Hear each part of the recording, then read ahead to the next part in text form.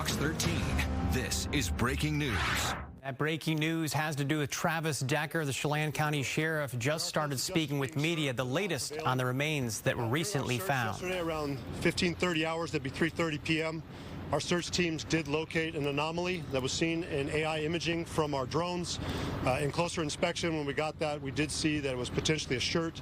We were able to get units on the ground that did confirm that the shirt was consistent with what we had seen in previous surveillance photos with Travis Decker. So I am confirming the shirt that we saw on scene is a match for what Travis was last seen wearing. In addition to shorts, which were U.S. Rangers shorts, they were also a match, and also personal items to include chewing tobacco that was consistent with what he had chewed, a bracelet which is consistent with what we'd seen in photos of him wearing. So collecting those items, we have since sent them off to the Washington State Patrol's crime lab. We're hopeful that we'll get those results back soon. I appreciate Chief John Batiste and the Washington State Patrol for continuing to be a constant ally for us. Even in my call this morning, I asked if he could expedite it. I understand the Chelan County Sheriff's Office is not the only agency within Washington State investigating a homicide and looking for quick results back from a DNA test. So Chief Batiste, Washington State Patrol, we appreciate it. We understand there are a lot of pressure. Going through the processing of the decomposition that we found amongst that clothing has been challenging for the State Patrol's crime lab. They were able to get DNA off that sample, and they are comparing it to the DNA samples that we have in place for Travis Decker. I have asked them to take their time, not rush this. This has been a thorough investigation up to this point. We don't want any mistakes made. Our investigative team has continued to be out on the ground today with Washington State Patrol's crime lab team. We've also had members of the FBI's crime lab team out here assisting us. We found additional body parts today to include 2 feet, some femurs, and also some vertebrae. We've requested that these items also be sent off to Washington State Patrol's crime lab for additional testing to be compared. Again, we do not want to rush this process. We'd like to have DNA results this evening, but I understand in the interest of justice, to ensure this case is handled properly, we have asked them to stand by, test more samples, and we hope to get those in the next couple days. We're appreciative for our federal partners that have continued to be biased throughout this process. We recognize that we're trying to bring closure to this community, and more importantly, we're trying to bring pressure to our allies to come and give us more assistance where needed. But we do appreciate the fact that Whitney and her family have been very cooperative with us, and we're trying to bring them peace of mind and closure for this. We think we're one step closer. As soon as we get the results back, we are optimistic that these results will confirm that we have located Mr. Decker, but until that time, we're going to stand by and wait for the 100% confirmation. For the meantime, I'm going to bring up the representative from the U.S. Marshals, who have been our ally since day one, assisting us, leading the search effort, and I'll go ahead and let him take questions.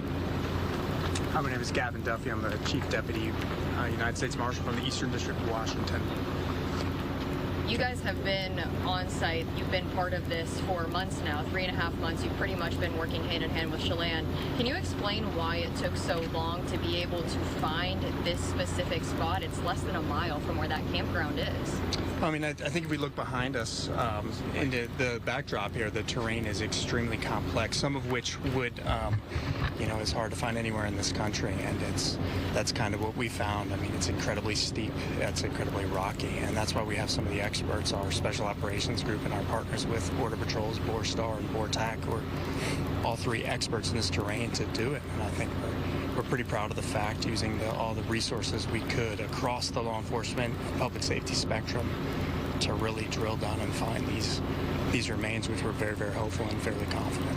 Can you tell me a little bit about what it was like whenever whoever the teams were that initially went up there? They were those people that ended up identifying that shirt, seeing those pants. That was that moment. You guys thought, oh, I think we got him. Can you explain a little bit about what that feels like for you? I think it's the 1-yard line. I mean, we want to get across the goal line with the DNA, but we're pretty, it's a good feeling. We've put a lot of work. I mean, hundreds of people in law enforcement and other career fields have touched this case because of its importance to the Chelan and to the state. So to get to that 1-yard line where we are right now, maybe even a little closer, it felt pretty good for everybody working this case in any way. There were some people online that were curious if Travis Decker would have gone north to Canada or south to Mexico.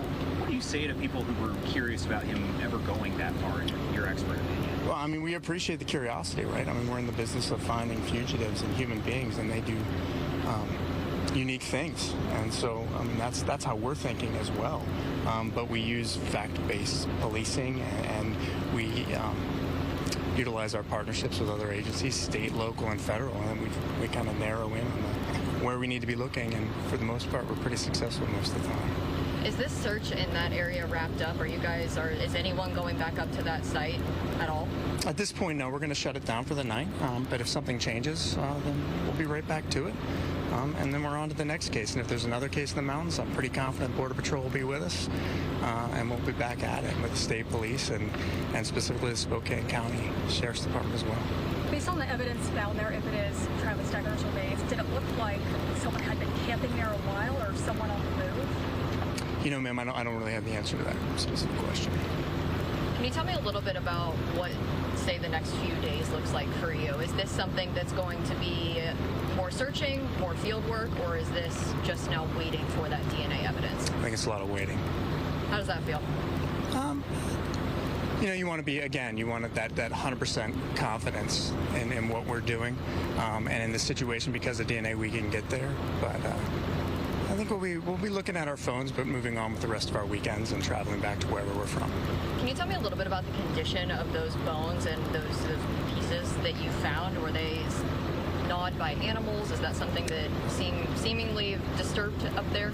Ma'am, I really don't know the answer to that, nor would I be an expert on that matter. Fugitives I can help with, but anthropology I'm a little limited.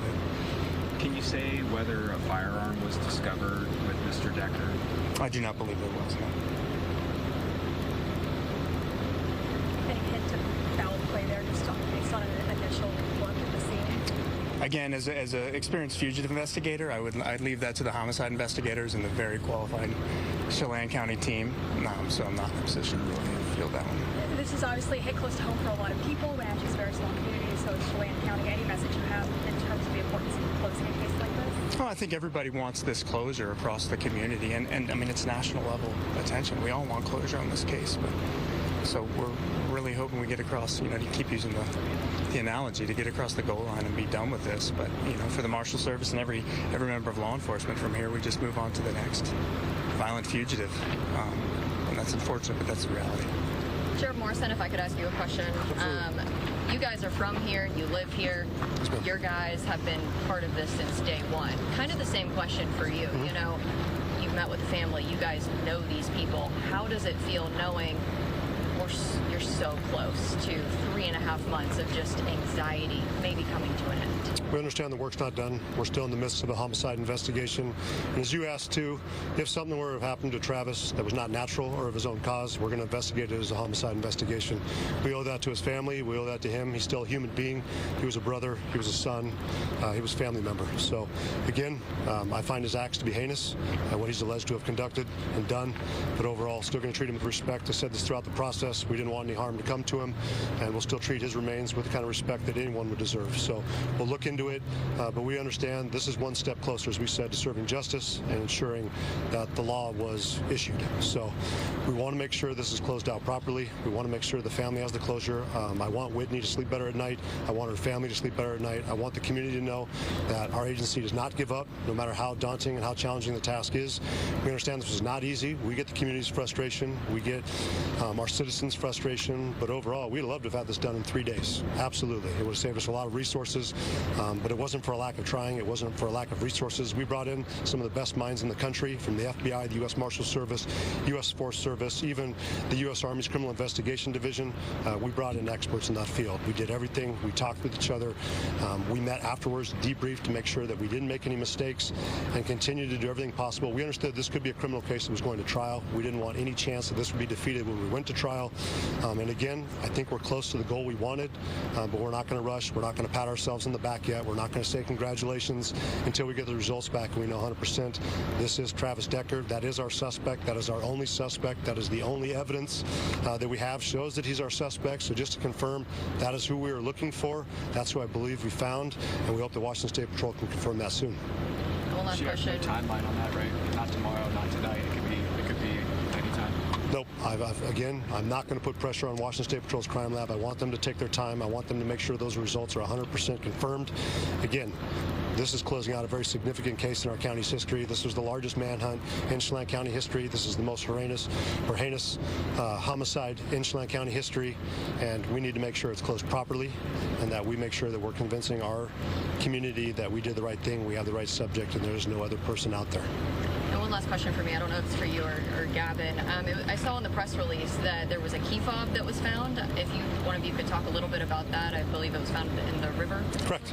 Yeah, so we had a follow-up, and we really appreciate Sheriff Knowles and Spokane County Sheriff's Office for not only bringing their helicopter out here with their air support unit, but also bringing members of their dive team, and they were able to get into spots that National Park Service and our Chelan County Sheriff's Office, Swiftwater Rescue Team were not able to get into, since there are spots you'd have to get underneath debris, and they were able to find a key fob in close proximity to our scene, which was great. I mean, it's an additional piece of evidence. We've collected it, we've put it in our evidence room, and it's been logged. But again, that's what it shows for cooperation and teamwork and just bringing additional resources that we didn't have. So we do not have a dive team here at Chelan County Sheriff's Office. Historically, we did, but again, appreciation to Sheriff Knowles and his team for coming in and assisting us further.